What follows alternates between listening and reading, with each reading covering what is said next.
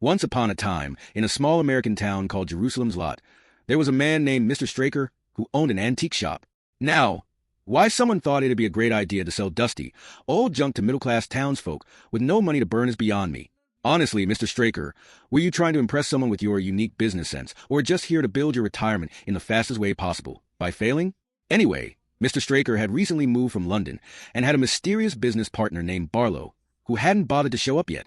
Barlow's probably one of those partners who supervises from a distance while Straker does all the work. Great deal, huh? One day, Mr. Straker was chatting with Mr. Snow, a local guy who probably regretted coming within earshot of Straker because now he was being assigned a very important task. Straker explained that a heavy wooden crate was arriving from London by ship, and Snow's job was to take it to the cellar of Maston House, Straker's new creepy residence. Now, here's the thing about Maston House. Everyone in town knew it was spooky. It had a reputation because the guy who built it, Hub Maston, was rumored to be a devil worshiper who had sacrificed his wife. I mean, that's some extreme home decor motivation right there.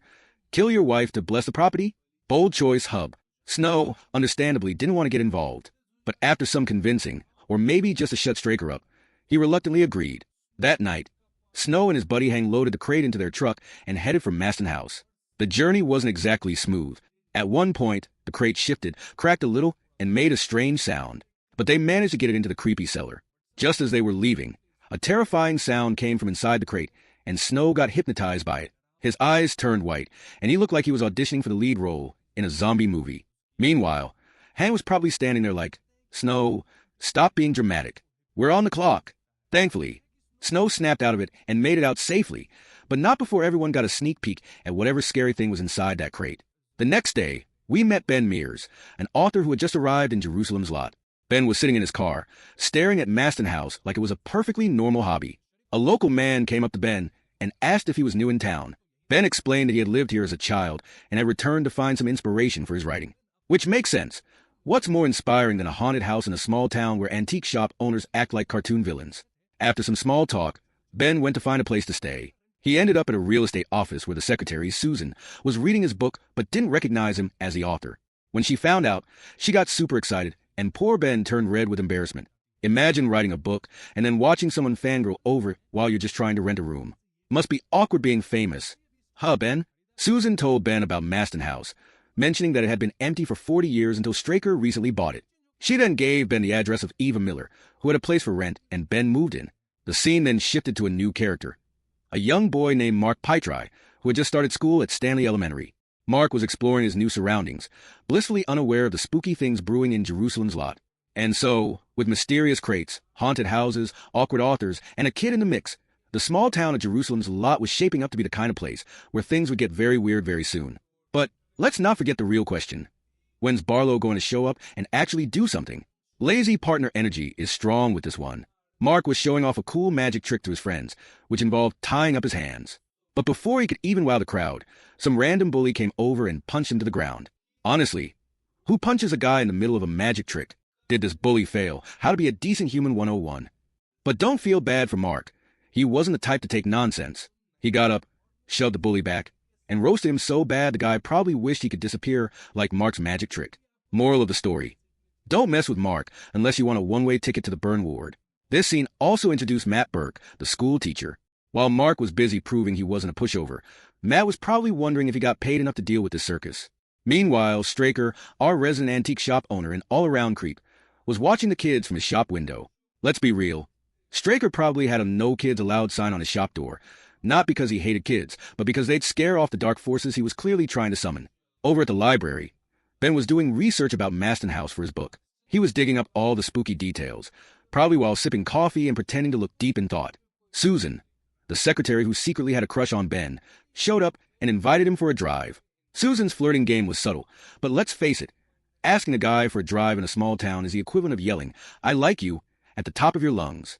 The story then shifted back to Mark, who turned out to be a huge horror fan. His room was full of scary statues and books, making it look like Halloween exploded in there. When his friends, Ralph and Danny, came over, they got so freaked out by the decorations that they almost ran for the hills. Mark just laughed and said they had to face their fears. Classic Mark, turning his room into a horror museum and then calling his friends wimps. That evening, Ralph and Danny left Mark's house to head home. Mark gave Ralph a mouth organ harmonica, in case he got scared, Because nothing screams protection like the soothing sounds of poorly played harmonica music. At the same time, Ben and Susan were out for their drive, chatting about their lives. Susan shared her plans to get a real estate license and move back to Boston because she only came to this town to take care of her sick father, who had passed away years ago. Her mom was trying to convince her to stay, but Susan wasn't having it. Meanwhile, Ben shared his own backstory. He'd lived in this town for 9 years before leaving after his parents died in an accident. Now he was back to relive his past and maybe exorcise some emotional demons. Back to Ralph and Danny, who were walking along a deserted road. That's when Straker showed up in his car, offering them a ride. The brothers took one look at him and said, "No, thanks," deciding to take the long way home through the woods instead. Smart move, but let's face it, Straker looked sketchy enough to be the poster boy for stranger danger. Unfortunately, Straker wasn't giving up that easily. He followed them, kidnapped Ralph, and stuffed him in a bag like he was packing groceries. Poor Danny was left panicking as Straker took Ralph straight to Maston House. There, Straker declared that the master needed a sacrifice to bring the town under his control. And who's the master, you ask? None other than Barlow, the elusive business partner who turned out to be an ancient vampire. Barlow was a terrifying creature with long nails and sharp teeth. He wasted no time sinking his fangs into Ralph and drinking his blood. Honestly, between Straker's shady antique business and Barlow's ancient vampire antics, this duo is giving worst roommates ever energy. The next morning, the church father was sitting in jail. Apparently, he had looked super pale the night before, so the sheriff decided it was a good idea to lock him up. Honestly, how pale do you have to be for someone to think, yeah, this guy belongs in a cell? Did he look like a ghost auditioning for a Halloween special? Meanwhile, everyone was busy organizing search parties to find Ralph, who had gone missing the night before. A week passed, and we saw Matt and Ben riding in a towing truck with 2 other people as part of the search effort. But despite all this effort, there was still no sign of Ralph. Naturally, the townsfolk started pointing fingers at Ben Mays because, well, he was a new guy in town. Classic small-town logic. New face shows up? Definitely their fault. Who needs evidence when you've got paranoia? The real kicker, though, was that Danny, who was with Ralph that night, didn't name Straker as a suspect. Why? Because he couldn't remember a thing about what happened that evening. Danny's memory was playing hide-and-seek like a pro. Forget trauma. This kid was giving us goldfish-level recall. Ben tried to explain that sometimes our minds block out terrifying experiences to protect us. Ben might have been speaking from experience, since he couldn't remember parts of his own past. Later that evening, Ben dropped Susan off at her house, where we got a not-so-subtle vibe that Susan's mom didn't like Ben. Susan's mom was probably thinking, if you're bringing home a boyfriend, at least pick someone the town isn't side-eyeing like he's guilty of everything ever. The scene then shifted to Danny's room. He heard the sound of Ralph's mouth organ playing outside, which was creepy enough to make anyone's skin crawl. He ran downstairs to check, only to find the entrance covered in fog, and the seesaw outside moving on its own. Honestly, at this point, Danny should have turned around, locked the doors, and thrown the mouth organ in the trash. But no, horror logic demanded he investigate. Next, we saw Danny standing by his mom's bed, telling her he wasn't feeling well. She took him to the hospital, where the doctors revealed he had severe anemia. His body wasn't producing blood fast enough, and while they gave him a transfusion, his condition was still critical. At this point, it's like the universe was screaming, something's definitely not right with this kid, but nobody was connecting the dots. That night, Danny woke up feeling terrible. His mom went to get him water, but when she came back, she caught Danny drinking from a blood pouch like it was a juice box. Unfortunately, this was the end for Danny. He died right there. The next day, his father performed Danny's last rites, and we saw a boy named Mike at the funeral, tasked with digging Danny's grave. Mike, being the responsible and slightly lazy worker he was, sat under a tree and fell asleep mid-funeral. When he woke up, it was nighttime, and he hurried to finish the job. Mike tossed some dirt onto Danny's grave a couple of times when he suddenly heard a voice coming from inside the grave. It was Danny, asking to be let out. Mike, terrified but curious, opened the grave and saw Danny lying there, seemingly dead. Convinced he was imagining things, Mike decided to get back to work. But just as he resumed digging, Danny crawled out of the grave and attacked Mike. Turns out, Danny had become a vampire. So let's get this straight. Mike got spooked, ignored the vampire vibes, and still opened the grave? Someone give this guy an award for worst decision-making in a horror story. The next morning, Ben visits Matt's school, and the two have a chat about Danny and Ralph. Later that evening, Matt heads to a bar where he finds Mike sitting in a corner, looking like a complete wreck, weak, sick, and downright creepy. Honestly, Mike was giving off such undead vibes, he might as well have worn a sign that said, "Future Vampire." Feeling sorry for him, Matt invites Mike to stay at his house for the night and promises to take him to the doctor in the morning. When they get to Matt's place, Matt notices 2 bite marks on Mike's neck. He immediately suspects that Mike's been bitten by a vampire, but instead of freaking out, He quietly closes a nearby window. Smooth move, Matt. Because nothing says I'm not scared like sealing the room with your potential vampire roommate still inside. Later, while pacing nervously in the drawing room, Matt hears a voice outside saying, "Let me in." Scared out of his wits, he peeks out the window and sees someone floating in the air. Floating in the air. At this point, Matt should have just written vampire in neon letters and called it a night. The floating figure comes inside and heads straight for Ben, who's hanging out with Susan. They all rush back upstairs to check on Mike, only to find him dead in bed. But here's the kicker. No one notices the bite marks on Mike's neck. Matt explains that when someone becomes a vampire, the bite marks disappear, and the transformation can take anywhere from a few minutes to a few days. Apparently, becoming a vampire is like baking bread. Some rise faster than others. Ben, now convinced, spots a bloodstain on Mike's pillow and takes Matt's word seriously. They decide to involve the sheriff, but conveniently leave out the vampire part. When the doctor examines Mike, she notices he has the same anemia as Danny, which raises her suspicions about something supernatural. Yeah, Doc, because anemia plus dead people equals vampires. Medical textbooks take notes. The scene then shifts to Mark, a young boy sleeping in his room at night. He hears someone knocking on his window and sees that it's Danny, who now looks like a ghost. Mark rushes to close the window, but Danny, proving he's persistent even in the afterlife, shows up at another window. Danny starts saying, "Open the window and let me in."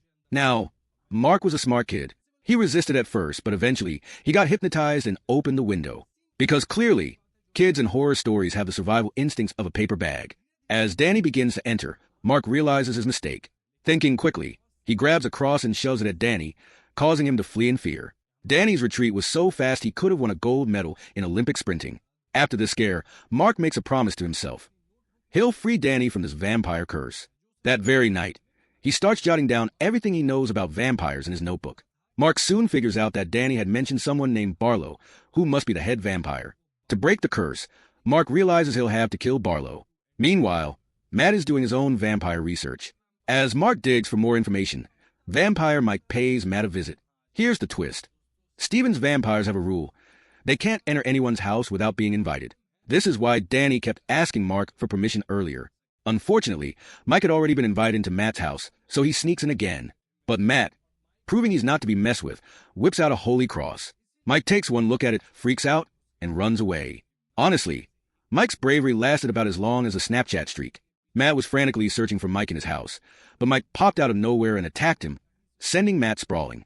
Startled but determined, Matt scrambled to the corner of the room, grabbed a cross, and shouted dramatically, "I take back my invitation. Get out of my house." Mike had no choice but to run away like a vampire Karen who had just been denied entry to the VIP section. Seriously, Mike, how embarrassing is it to be kicked out of a house you already broke into?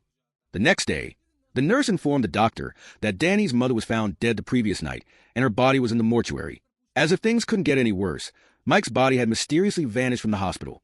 The doctor rushed to Matt's house and found him lying on the ground, clearly attacked during the night. Matt, Ben, Susan, and the doctor decided enough was enough. It was time to form a vampire hunting squad.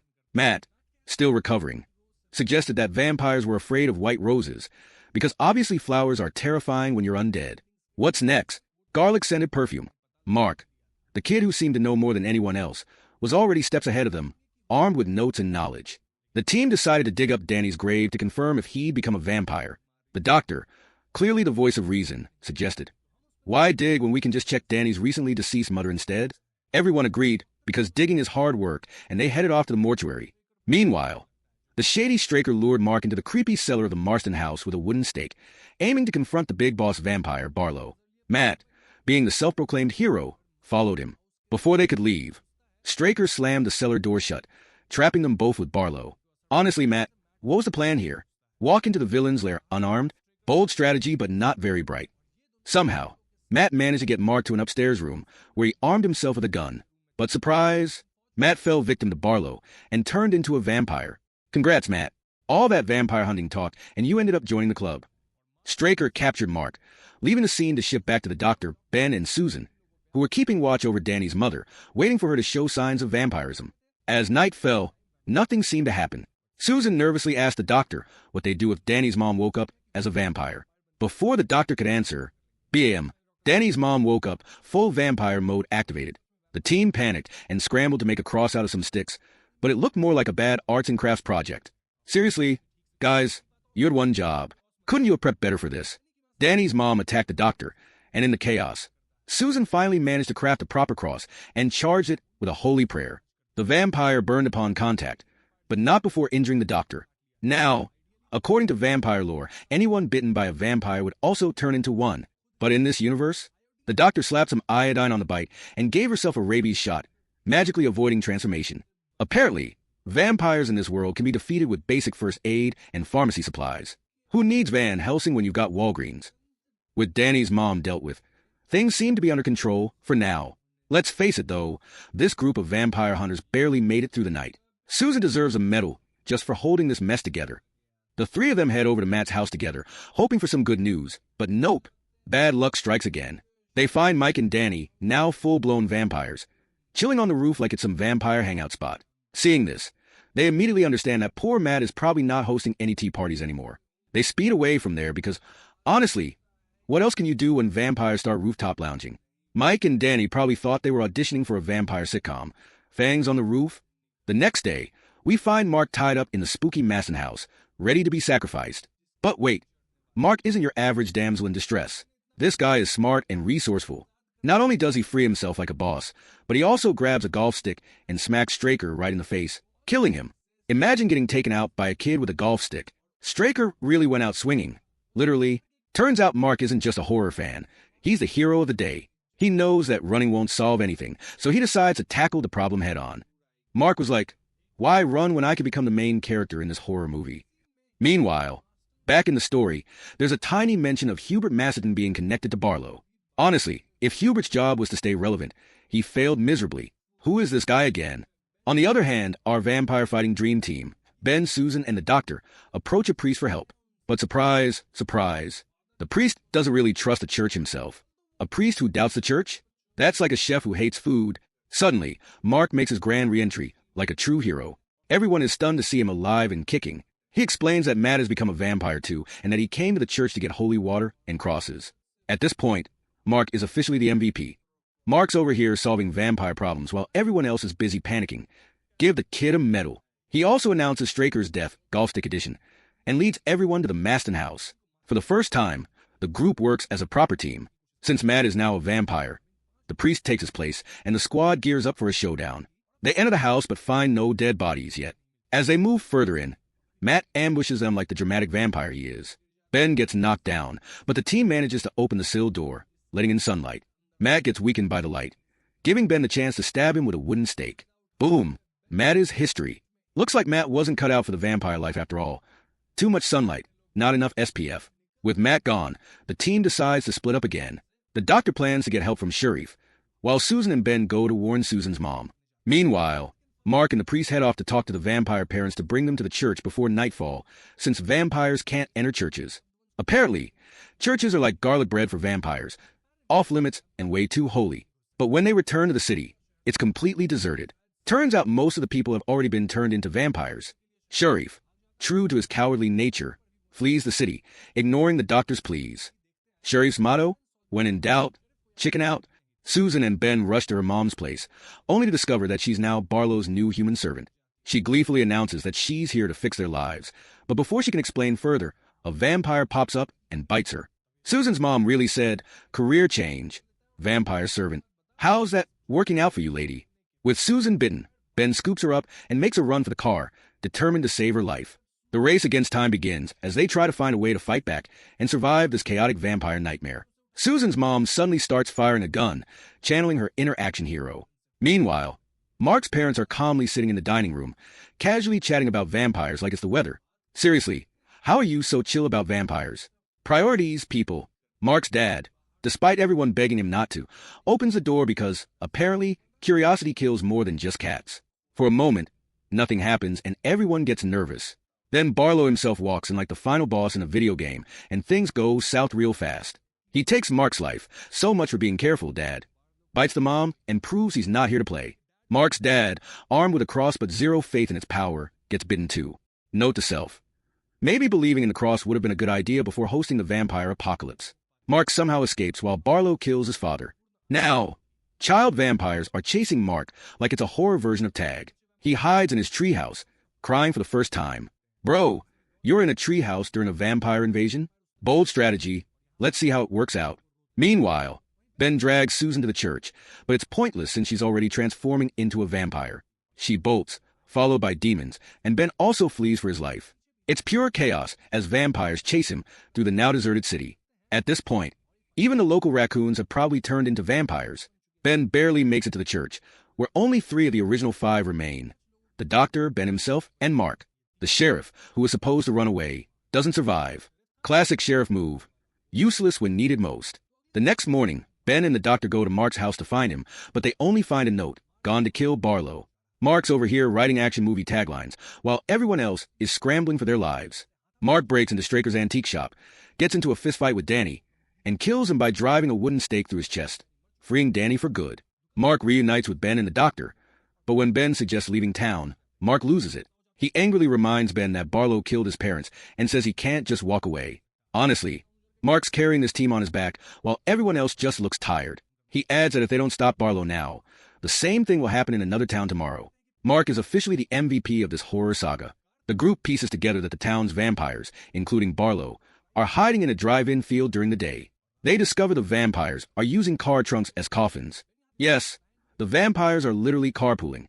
Talk about eco-friendly evil. Ben opens a trunk and finds vampire Susan inside. The doctor tells him he has to kill her since she's no longer human, but Ben hesitates. Seeing this, the doctor steps in to handle the job, just as she's about to drive the stake into Susan's heart. Susan's mom appears out of nowhere and shoots the doctor, killing her. Susan's mom, delivering bad decisions since the start of the story. The chaos continues as the doctor also dies. R.I.P. to the only one who seemed halfway competent. Susan's mom, clearly still in her villain of the year phase, starts shooting at Ben. Ben, proving he's got some survival instincts, hides behind a car while the whole field gets darker due to the shadow of the projector screen. Of course, because nothing screams apocalypse like a dramatic shadow. As the field darkens, the vampires start crawling out of their car trunks. Imagine this. Centuries of vampiric glory, and you're stuck using car trunks as your crypts. Not exactly Dracula-level classy. Susan's mom is still firing away like she's at target practice. 2 vampires grab Ben, but he manages to take them down. Nice one, Ben. Who knew you had action hero potential? Mark, realizing Ben needs help, jumps into a car and literally drives it into the giant projector screen, smashing it to let sunlight flood the field. Vampires start burning. Chaos erupts, and Mark even runs over Susan's mom with the car. Finally, someone decided to deal with her. Honestly, Mark deserves a medal for this alone. With the field vampires roasted in sunlight, Ben and Mark still have one job left. Find Barlow, who's hiding in a big truck like some evil delivery package. They burn his coffin, but it doesn't work because they took too long. By the time they break the lock, it's evening, and Barlow attacks. Pro tip: if you're fighting a vampire, don't take snack breaks before finishing the job. Both of them retreat to the main room to save themselves, but Susan shows up, alive and vamped out. She attacks Ben, overpowering him. Ben, you've survived this far, don't wimp out now. With no other option, Ben breaks a wooden rod and stabs it into Susan's heart, finally ending her. Tough break, Susan. Maybe don't hang out with the undead next time. Meanwhile, Barlow targets Mark because Mark has clearly been a thorn in his side this entire time. Barlow must have been thinking, this kid's ruining my evil plans like it's his full-time job. Mark runs into a shed, but Barlow chases him down. Just when it looks like Barlow has finally caught Mark, holding him by his t-shirt, Ben shows up again. This time, Ben drives a wooden stake through Barlow's mouth, finally killing him. And that's how you deal with a centuries-old vampire, folks. With Barlow dead and the horrifying night over, Ben and Mark leave the town behind. Honestly, this town should just be deleted off the map at this point. And that's how this wild, vampire-infested story comes to an end.